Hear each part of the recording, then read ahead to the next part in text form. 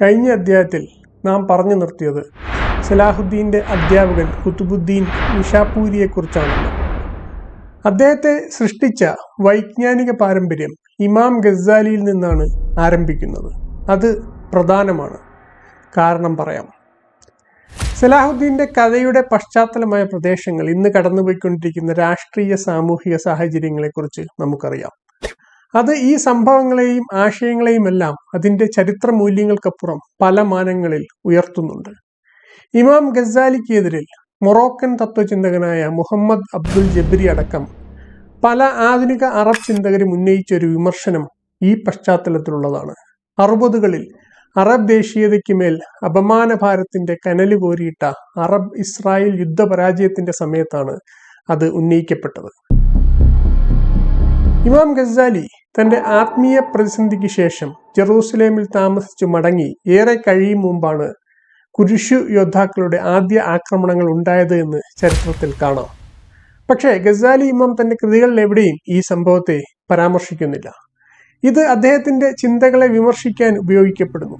ജീവിതത്തിൽ നിന്ന് ഒളിച്ചോടുന്ന തരം ആത്മീയവാദത്തിൽ അധിഷ്ഠിതമായ ഒരു ദർശനമാണ് അദ്ദേഹത്തിൻ്റെത് എന്ന വിമർശനം. അത് മുസ്ലിം സമൂഹത്തെ ആന്തരികമായി ബലഹീനമാക്കി എന്ന വിമർശനം. സുന്നി പുനരുജ്ജീവനത്തിൻ്റെയും സലാഹുദ്ദീനെ തന്നെ സൃഷ്ടിച്ച വൈജ്ഞാനിക പശ്ചാത്തലത്തിൻ്റെയും ചരിത്രം മനസ്സിലാക്കുമ്പോഴാണ് ഈ വാദങ്ങളുടെ പൊള്ളത്തരം നമുക്ക് വ്യക്തമായി കാണാൻ കഴിയുന്നത്. അത് ഗസാലി ഇമാമിൽ നിന്ന് തുടങ്ങി മറ്റൊരു മഹാനുഭാവനിൽ കണ്ണിചേരുന്നു, ഷെയ്ഖ് അബ്ദുൽ ഖാദിർ ജീലാനി. ആ പേര് ഏവർക്കും സുപരിചിതമായിരിക്കും. സൂഫിസത്തിന് സുന്നി ഇസ്ലാമിലേക്ക് വഴിയൊരുക്കിയത് ഇമാം ഗസാലി ആയിരുന്നുവെങ്കിൽ ആ വഴിയെ സഞ്ചരിച്ച് അതിനെ ശോഭനമാക്കിയത് അബ്ദുൽ ഖാദിർ ജീലാനിയായിരുന്നു. സലാഹുദ്ദീന്റെ കാലഘട്ടത്തെ മറ്റൊരു പണ്ഡിതനും ഇത്രയധികം സ്വാധീനിച്ചിട്ടില്ല. ബാഗ്ദാദിൽ അദ്ദേഹത്തിന്റെ വാക്കുകൾ എന്നും ഒരു രാജകീയ ഘോഷയാത്രയേക്കാൾ കൂടുതൽ ആളുകളെ ആകർഷിച്ചു. ജീലാനി തങ്ങൾ അധികാരത്തിലോ പദവിയിലോ ജനിച്ചവനല്ല. അദ്ദേഹത്തിന്റെ വേരുകൾ കാസ്പിയൻ കടലിന്റെ തെക്ക് നിന്നാണ്. ഒരു യുവാവായിരിക്കെ ഇസ്ലാമിക ലോകത്തിന്റെ ഹൃദയമായ ബാഗ്ദാദിലേക്ക് അദ്ദേഹം സഞ്ചരിച്ചു. അവിടെ ഹംബലി മദ്ഹബിൽ ശിക്ഷണം നേടിയ ഒരു നിയമജ്ഞനായിട്ടാണ് അദ്ദേഹം ആരംഭിച്ചത്. പിന്നീട് നിയമങ്ങൾക്കപ്പുറം അന്വേഷിച്ച ആ മനസ്സ് മഹാനായ ഇമാം ഗസാലിയുടെ ഇഹ്യാ ഉലൂമുദ്ദീൻ വളരെ സൂക്ഷ്മമായി പഠിച്ചു. അതിലെ ഓരോ വാക്യവും അദ്ദേഹം പകർത്തി. ഗസാലി ഇമാം കൊളുത്തിയ ആത്മീയ വെളിച്ചത്തെ അദ്ദേഹം ജ്വലിപ്പിച്ചു. ആത്മീയ വഴിയിൽ പ്രവേശിച്ച ജീലാനി തങ്ങളുടെ പ്രസംഗ പീഠമായി സ്വപ്നങ്ങളുടെ നഗരമായ ബാഗ്ദാദ് മാറി. അദ്ദേഹത്തിന്റെ പ്രഭാഷണങ്ങൾ വെറും പ്രഭാഷണങ്ങളായിരുന്നില്ല, അവ സംഭവ ബഹുലമായിരുന്നു. തലേന്ന് രാത്രി തൊട്ട് ആളുകൾ അത് കേൾക്കാൻ വേണ്ടി സ്ഥലം പിടിക്കുമായിരുന്നു. അത്രയധികം ജനങ്ങൾ തടിച്ചുകൂടുന്ന ഒരു ഈവന്റ് ആയിരുന്നു അത്. ഒട്ടകപ്പുറത്ത് ദൂരദേശങ്ങളിൽ നിന്ന് പോലും ആ വാക്കുകൾ കേൾക്കാൻ മാത്രം ആളുകൾ യാത്ര ചെയ്ത് വന്നിരുന്നു. മന്ത്രിമാർ, സുൽത്താൻമാർ, ഖലീഫമാർ തുടങ്ങിയ ഉന്നതാധികാരികൾ അവിടെ പലപ്പോഴും ശ്രോതാക്കളായിരുന്നു. എന്നാൽ അവരിൽ ആർക്കു വേണ്ടിയും അദ്ദേഹം തന്റെ വാക്കുകൾ മഴപ്പെടുത്തിയില്ല. ഭയപ്പെടാനൊന്നുമില്ലാതെ പറയാനുള്ളതെല്ലാം അദ്ദേഹം തുറന്ന് സംസാരിച്ചു. ജീലാനിയുടേത് കേവലമായ സംഭാഷണം മാത്രമായിരുന്നില്ല. അറിവ് എത്ര വിശാലമാണെങ്കിലും ആത്മീയ പരിവർത്തനത്തിന്റെ അഭാവത്തിൽ, വിനയത്തിന്റെ അഭാവത്തിൽ, ഇസ്ലാമിന്റെ ധാർമ്മിക ഹൃദയത്തിലേക്കുള്ള തിരിച്ചുപോക്കിന്റെ അഭാവത്തിൽ പൊള്ളയാണെന്ന് അദ്ദേഹം ആഴത്തിൽ വിശ്വസിച്ചു. അദ്ദേഹം പരിവർത്തനം പ്രസംഗിക്കുക മാത്രമല്ല ചെയ്തത്, അത് പ്രയോഗവൽക്കരിക്കാൻ യത്നിച്ചു. അദ്ദേഹത്തെ കേട്ട ജനങ്ങൾ മാറ്റത്തെ ഉൾക്കൊണ്ടു. പിന്നീട് അദ്ദേഹത്തിന്റെ വിദ്യാർത്ഥികൾ ബാഗ്ദാദിൽ നിന്ന് ആ അറിവുകളെ മുസ്ലിം ലോകമെമ്പാടും കൊണ്ടുപോയി. പോയ ഇടങ്ങളിലെല്ലാം അവർ മാറ്റത്തിന്റെ കുളിർക്കാറ്റായി മാറി. അവരുടെ സ്വാധീനത്തിൽ നിന്നാണ് നൂറുദ്ദീനെയും സലാഹുദ്ദീനെയും പോലെയുള്ള യോദ്ധാക്കളുടെ, മുസ്ലിം റിവൈവലിനെ നയിച്ചവരുടെ തലമുറ രൂപപ്പെടുന്നത്. യുവാവായ സലാഹുദ്ദീന് വഴികാട്ടിയായി തീർന്ന കുത്തുബുദ്ദീൻ നിഷാപൂരിയും ജീലാനി തങ്ങളുടെ അത്തരത്തിലെ വിദ്യാർത്ഥികളിൽ ഒരാളായിരുന്നു.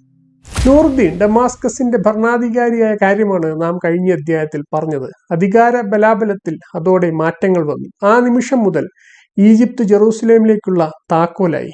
അത് പിന്നീടുള്ള രാഷ്ട്രീയ പോരാട്ടങ്ങൾക്ക് പ്രധാന വേദിയായി. ഈജിപ്ത് വീണു കഴിഞ്ഞാൽ പിന്നെ ജെറൂസലേമിന് പിടിച്ചു നിൽക്കാൻ കഴിയില്ല.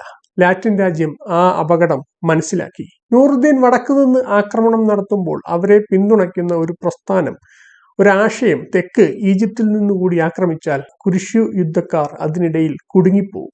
അവർക്ക് പിന്നെ രക്ഷപ്പെടാനാവില്ല. അവർക്ക് പിന്നീടുള്ള തുറവി കടലിലേക്ക് മാത്രമായിരിക്കും. അങ്ങനെ അവർ ഒരു തന്ത്രം ആവിഷ്കരിച്ചു. ഈജിപ്ത് നൂറുദ്ദീന് മുന്നിൽ ഒരിക്കലും വീഴാൻ പാടില്ല. ആ തന്ത്രത്തിൽ അധിഷ്ഠിതമായ രാഷ്ട്രീയ നയമാണ് ജെറൂസലേമിന്റെ ഭരണാധികാരി അമൽറിക് രാജാവിന് എന്നും ഉണ്ടായിരുന്നത്. ഉയരമുള്ള ഗംഭീരനായ സ്വർണത്താടിയുള്ള അദ്ദേഹം വിക്കലോടെയാണ് സംസാരിച്ചതെങ്കിലും അദ്ദേഹത്തിന്റെ കാഴ്ചപ്പാടുകൾ എന്നും വ്യക്തമായിരുന്നു. നൂറുദ്ദീനുമായുള്ള സമാധാനപരമായ ഒരു ബന്ധം ഒരു സാധ്യതയായി പോലും അദ്ദേഹം പരിഗണിച്ചില്ല. ഈജിപ്ത് ഏറെ പ്രധാനമാണെന്ന് അദ്ദേഹത്തിന് അറിയാമായിരുന്നു. ജെറൂസലേമിനും ഈജിപ്തിനുമിടയിലെ അവസാന പ്രദേശമായ അസ്കലോൺ ഇതിനകം തന്നെ വീണ് കഴിഞ്ഞിരുന്നുവല്ലോ. അത് നാം കഴിഞ്ഞ അധ്യായത്തിൽ പറഞ്ഞു. ഈ യുദ്ധത്തിൽ മറ്റൊരു പാർട്ടിസിപ്പന്റ് കൂടി ഉണ്ടായിരുന്നു. നാം മുമ്പ് ആദ്യ അധ്യായത്തിൽ പറഞ്ഞ ഈജിപ്ത് ഭരിച്ച ഫാത്തിമിദുകൾ. കുരിശുദ്ധക്കാർ ആദ്യം എത്തിയപ്പോൾ ഫാത്തിമിദുകൾ ഒരു നിഷ്പക്ഷ നിലപാടാണ് സ്വീകരിച്ചത്. ഒരർത്ഥത്തിൽ കുരിശുദ്ധക്കാരെ സഹായിക്കുന്ന ഒരു നിലപാട്. സുന്നി സെൽജൂക്കുകളെക്കാൾ ഫ്രാങ്കുകളെ അവർ ഇഷ്ടപ്പെട്ടു. എന്തുകൊണ്ട്? കാരണം അവർ കുരിശുദ്ധക്കാരെ ഭയക്കുന്നതിനേക്കാളേറെ തുർക്കികളെ ഭയന്നിരുന്നു. 1071 മഹാനായ സെൽജൂക്ക് സുൽത്താൻ ആർപർസലാൻ ഫാത്തിമദ് ഈജിപ്തിന്റെ അധിനിവേശം ആസൂത്രണം ചെയ്തിരുന്നു. ബൈസന്റൈൻകാരുമായുള്ള ഒരു ഏറ്റുമുട്ടലാണ് അദ്ദേഹത്തിന്റെ ശ്രദ്ധ തിരിച്ചത്. അങ്ങനെയാണ് ഫാത്തിമിദുകൾക്ക് രക്ഷയായത്. അങ്ങനെ കുരിശുദ്ധക്കാർ വന്നപ്പോഴും ഫാത്തിമിദുകൾ അവരെ ബൈസാന്റൈനുകളായി പരിഗണിച്ചു. സെൽജൂക്കുകളെ എൻഗേജ്ഡ് ആക്കി നിർത്താൻ കഴിയുന്ന, പെട്ടെന്ന് മടങ്ങിപ്പോകുന്ന ഒരു വിലപേശൽ കരുവായി മാത്രമാണ് അവർ കുരിശുയോദ്ധാക്കളെ കണ്ടത്. അവർക്ക് തെറ്റ് മനസ്സിലാക്കിയപ്പോഴേക്കും പക്ഷേ ഏറെ വൈകിപ്പോയിരുന്നു. അതേസമയം ഈജിപ്ത് തന്നെ തിളച്ച് മറിയുകയായിരുന്നു. ഫാത്തിമിദുകളുടെ ശക്തി ക്ഷയിച്ച് തുടങ്ങിയിരുന്നു. ആ കാലത്ത് സമ്പത്തിന്റെ നാടായിരുന്ന ആ രാജ്യം ഉപജാപങ്ങളുടെയും ക്രൂരമായ അധികാര പോരാട്ടങ്ങളുടെയും നാടായി തീർന്നിരുന്നു. ഔദ്യോഗികമായി ഫാത്തിമദ് ഖലീഫ തന്നെയായിരുന്നു ഭരണാധികാരി. എന്നാൽ യഥാർത്ഥ അധികാരം വസീറിന്റെ, മന്ത്രിയുടെ പക്കലായിരുന്നു. ആ പദവി മത്സരങ്ങളുടെയും അവിശ്വാസത്തിന്റെയും അട്ടിമറിയുടെയും നിഴലുകൾക്ക് പിന്നിലായിരുന്നു. 70 വർഷത്തിനിടയിൽ 15 വസീറുകളാണ് ഭരിച്ചത്. അവരിൽ 3 പേർ മാത്രമാണ് സ്വാഭാവികമായി മരിച്ചത്. ബാക്കി എല്ലാവരും കൊല്ലപ്പെടുകയായിരുന്നു. അതായിരുന്നു അവിടുത്തെ സ്ഥിതിവിശേഷം. എന്നാൽ രാഷ്ട്രീയത്തിന്റെ ഈ ഇരുണ്ട വലയ്ക്ക് പുറത്ത് അപ്രതീക്ഷിതമായ ഒരു സാഹചര്യം രൂപപ്പെടുന്നുണ്ടായിരുന്നു. വളരെ നിശബ്ദമായി, മെല്ലെ അലക്സാൻഡ്രിയയുടെ തെരുവുകളിൽ വ്യാപാരികൾ, ഭാഗ്യാന്വേഷകർ, പണ്ഡിതന്മാർ, പട്ടാളക്കാർ എന്നിങ്ങനെ ആ മഹത്തായ തുറമുഖ നഗരത്തിലേക്ക് ഒഴുകിയെത്തിയവരിൽ മാറ്റത്തിന്റെ തിരികൊളുത്തിയ ഒരാൾ ഉണ്ടായിരുന്നു. അബൂബക്കർ അൽ തുർത്തുഷി. സ്പെയിനിൽ ജനിച്ച് ബാഗ്ദാദിലെ നിസാമിയയിൽ പരിശീലനം നേടിയ അദ്ദേഹം നിസാമിയയിൽ നിന്ന് പ്രചോദനം ഉൾക്കൊണ്ടുകൊണ്ട് അലക്സാൻഡ്രിയയിലെത്തി. അവിടെ അതുപോലെയുള്ള ഒരു മദ്രസ സ്ഥാപിച്ചു. ഈജിപ്തിലെ ഇത്തരത്തിലുള്ള ആദ്യത്തെ മദ്രസ. 30 വർഷത്തോളം അദ്ദേഹം അവിടെ പഠിപ്പിച്ചു. അങ്ങനെ നൂറുകണക്കിന് വിദ്യാർത്ഥികൾ അദ്ദേഹത്തെ പിന്തുടർന്നു. ഭരണവിഭാഗമായ ഫാത്തിമിദുകളോട് സുന്യക്കാര്യങ്ങളിൽ ഇടപെടുന്നത് നിർത്തണമെന്ന് അദ്ദേഹം പരസ്യമായി ആവശ്യപ്പെട്ടു. അദ്ദേഹം അവരുടെ ശാസനകളെ തള്ളിക്കളഞ്ഞു, അവരുടെ അധികാരത്തെ വെല്ലുവിളിച്ചു. ജനങ്ങൾ അദ്ദേഹത്തെ സ്നേഹിച്ചിരുന്നതിനാൽ, ജനപിന്തുണ ഉണ്ടായിരുന്നതിനാൽ ഫാത്തിമിദ് ഭരണാധികാരികൾക്ക് അദ്ദേഹത്തെ ഒന്നും ചെയ്യാൻ കഴിഞ്ഞില്ല. ഒരു ചരിത്രകാരൻ പറഞ്ഞതുപോലെ അദ്ദേഹത്തിന്റെ നഖം മുറിക്കാൻ പോലും അവർക്ക് കഴിയുമായിരുന്നില്ല. അങ്ങനെ സുന്നി പുനരുജ്ജീവനം ഈജിപ്തിലും ഉയർക്കൊണ്ടുകൊണ്ടിരിക്കുകയായിരുന്നു. ഒടുവിൽ ഫാത്തിമദ് ഖലീഫ കേവലം കിരീടധാരി മാത്രമായി. അദ്ദേഹത്തിന്റെ പ്രത്യയശാസ്ത്രം തകർന്നു, അതിന്റെ സ്വാധീനം മങ്ങി. രാഷ്ട്രീയ നിലനിൽപ്പിനായി സ്വന്തം സിദ്ധാന്തം ത്യജിച്ചുകൊണ്ട് അദ്ദേഹം ഭരണം തുടർന്നു. 1160കളുടെ തുടക്കത്തിൽ ഈജിപ്തിലെ ഫാത്തിമദ് സാമ്രാജ്യം അങ്ങനെ അന്ത്യശ്വാസം വലിക്കാൻ കാത്തിരിക്കുന്ന നൈൽ നദീതടത്തിലെ രോഗിയായി കഴിഞ്ഞിരുന്നു. അതിന് അന്തിമമായ പ്രഹരമേൽപ്പിച്ചത് ഒരു ഫാത്തിമദ് മന്ത്രി തന്നെയായിരുന്നു, ഷാവർ. മാരകമായ ഒരു അധികാര പോരാട്ടത്തിൽ കൂടി അയാൾ ഒരു നിർഭാഗ്യകരമായ രാഷ്ട്രീയ ചൂതാട്ടത്തിന് ഇറങ്ങി. 1163 ഡിസംബറിൽ അദ്ദേഹം മരുഭൂമി താണ്ടി ഡമാസ്കസിലെത്തി. അവിടെ നൂറുദ്ദീന് മുന്നിലേക്ക് ഒരു വാഗ്ദാനം വെച്ച് നീട്ടി. ഈജിപ്ത് തിരിച്ചു പിടിക്കാൻ എന്നെ സഹായിക്കൂ. അദ്ദേഹത്തിന്റെ സമ്പത്തിന്റെ 1/3 പ്രതിവർഷം ഞാൻ പകരം നിങ്ങൾക്ക് തരാം. അത് അപകടകരമായ ഒന്നിലേക്കുള്ള ക്ഷണമായിരുന്നു. ഒരുപക്ഷെ ആർക്കും നിയന്ത്രിക്കാൻ കഴിയാത്ത സംഭവ പരമ്പരകൾക്ക് തുടക്കമിടാവുന്ന ഒന്ന്. നൂറുദ്ദീൻ അത് വ്യക്തമായി അറിയാമായിരുന്നു. നിരാശനായ ഒരു മന്ത്രി അപേക്ഷിച്ചത് കൊണ്ട് മാത്രം സീനായ്ക്ക് കുറുകെ സൈന്യത്തെ അയക്കാൻ തയ്യാറാവുന്ന ഒരു എടുത്തുചാട്ടക്കാരനായ വ്യക്തി ആയിരുന്നില്ല ഒരിക്കലും നൂറുദ്ദീൻ. അദ്ദേഹം ഈജിപ്തിൽ മുമ്പേ തന്നെ അടിത്തറ സ്ഥാപിച്ചിട്ടുണ്ടായിരുന്നു. നാം പറഞ്ഞ സുന്നി പുനരുജ്ജീവനം സൃഷ്ടിച്ച പ്രാസംഗികർ, സൂഫികൾ, പണ്ഡിതന്മാർ, അവിടെ മാറ്റത്തിന് നിശബ്ദമായി അടിത്തറ പായിക്കൊണ്ടിരിക്കുന്ന അവരിൽ പലരുമായി അദ്ദേഹം സമ്പർക്കം പുലർത്തിയിരുന്നു. ജീലാനിയുടെ ശിഷ്യനായ ഡമാസ്കസിൽ ജനിച്ച സെയ്ൻ ഇബ്നു നാജ അവരിൽ ഒരാളായിരുന്നു. അദ്ദേഹത്തെക്കുറിച്ച് ഒരു കഥ ഇങ്ങനെയാണ്. ഒരു ദിവസം അദ്ദേഹം ജീലാനി തങ്ങളോട് താൻ ബാഗ്ദാദ് വിട്ട് ഈജിപ്തിൽ പോകുന്നു എന്നറിയിച്ചു. മറുപടി ഒരു നിഗൂഢമായ പ്രവചനമായിരുന്നു. ആദ്യം നിങ്ങൾ ഡമാസ്കസിലെത്തുക, അവിടെ ഒരു സൈന്യം ഈജിപ്തിനായി തയ്യാറെടുക്കുന്നുണ്ടാവും, അവരോട് പറയുക സമയമായിട്ടില്ല. ഇബ്നു നജ അതനുസരിച്ചു. അദ്ദേഹം നൂറുദ്ദീന്റെ ജനറൽ ഷിർക്കുവിനെ കണ്ടെത്തി ഈ സന്ദേശം കൈമാറി. തുടർന്ന് അദ്ദേഹം ഈജിപ്തിലേക്ക് യാത്ര ചെയ്തു.